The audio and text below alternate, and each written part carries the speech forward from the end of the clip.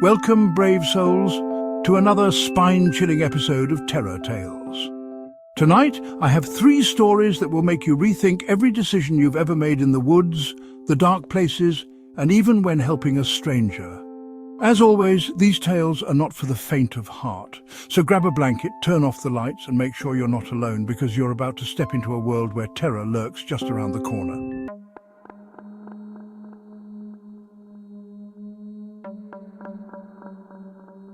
Our first story takes place deep in the heart of an ancient forest, where 5 curious teenagers decided to explore the ruins of forgotten houses on an ominous Friday 13th. The group had heard rumors about an old, decrepit house hidden far off the main trails, said to be haunted by strange spirits. But the promise of adventure was too enticing to ignore. As they ventured deeper into the woods, the sunlight began to fade, leaving only the murky glow of dusk. The air grew thick, and an oppressive silence settled over the forest. It was as if nature itself had fallen still, waiting. Soon they found it, the house. An old wooden cabin, its frame sagging under the weight of years and neglect. The windows were shattered, and the walls were covered in a thick layer of moss and mildew. Despite its deteriorating state, there was something unsettling about the house, as if it had been waiting for them to arrive. The air inside was damp, heavy, and stank of decay. Their curiosity pushed them forward, and they explored the dark, abandoned rooms. But in one of the rooms, they found something that no one could have prepared them for, a journal. The pages, yellowed with age, were filled with bizarre writings, mentioning a mother and her son, and something far worse. The teens scoffed at the journal, thinking it to be some sick prank left by the house's previous owners. But as they explored further, they began to hear something, soft footsteps. Slow, deliberate, moving through the shadows. They weren't alone. From the top of the stairs emerged a woman, tall, pale, her skin almost translucent. Her eyes were dark, hollow voids, and her hair hung in dirty strands around her face. She said nothing, only stared at them with an intensity that froze them in place.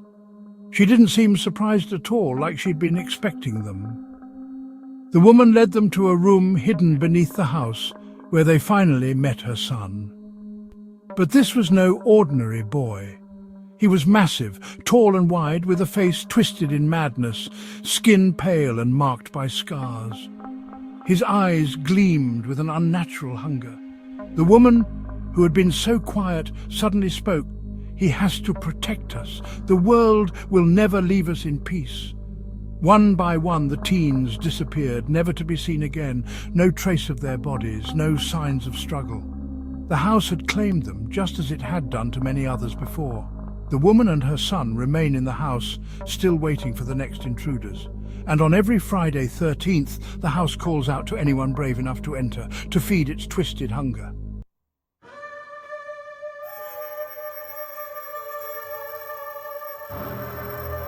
Our second story is one of desperation, a father's love for his family, and the horror that lies within forgotten places.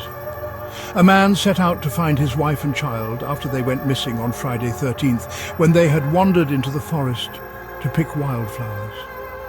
The search seemed endless. Day turned to night, and the man's hope began to fade. He knew something was terribly wrong, but what choice did he have? He couldn't give up. And then, through the fog, he spotted something. A massive rusted building, an old factory, its windows boarded up, its doors hanging crooked on their hinges. The factory, long abandoned, had once been a place of industry. Now it was a monument to decay. The air was thick with the stench of mildew, and the walls seemed to hum with a sinister energy. He called out once more, this time to his family. And that's when he heard it, a faint voice, barely a whisper, coming from inside the factory. As he made his way deeper into the building, the shadows grew longer, the air became colder, and the dim light of his flashlight flickered.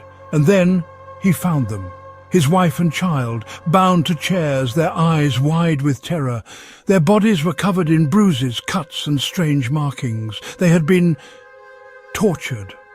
The man tried to scream to pull them free, but the factory wasn't finished with them. As soon as he moved closer, the walls seemed to shift and the shadows around him grew restless. A terrible sound, grating, mechanical, rumbled through the floor beneath his feet. And just like that, he vanished. No one ever found them again. The factory remained standing, forgotten by time, but still cursed by the evil that lurked within its walls. Every year, on the 13th of Friday, the whispers return, and they always call for more.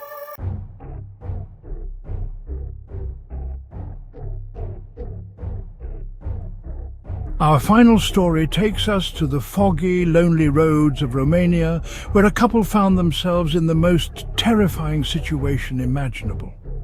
It all began when they stopped to help an old woman lying in the road on Friday 13th. At first it seemed like an act of kindness. The woman appeared hurt and frail. She was lying on the road, and they couldn't just leave her there. But when they offered to take her to the nearest hospital, she insisted they take her to her home instead, a remote cottage hidden deep in the woods. They arrived at the house as the sun dipped below the horizon. The cottage was ancient, weathered by time and untouched by civilization. Inside they were greeted by the woman's husband, an old man whose crooked smile didn't seem to reach his eyes. Despite their hesitance, the couple stayed the night, fearing they might anger the old couple if they refused. But when the sun went down, the couple realized their mistake. The old man and his wife weren't just kind-hearted, lonely souls, they were monsters. As night fell, the woman and her husband opened a hidden door beneath the house, a door that led to a basement where something stirred. In that basement were their children. Twisted, deformed creatures, hungry for blood and flesh. The old couple had been feeding their children for years, with anyone unlucky enough to show kindness. The couple tried to escape, but it was too late. By morning, the old couple was gone, and so were the young travelers who dared to help them. No one ever saw or heard from them again. The house still stands, waiting for the next travelers who make the mistake of offering help on that dark road.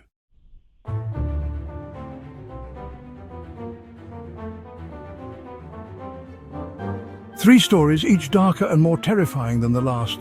So next time you find yourself venturing into the unknown, remember, there are things out there that wait patiently for the next victim.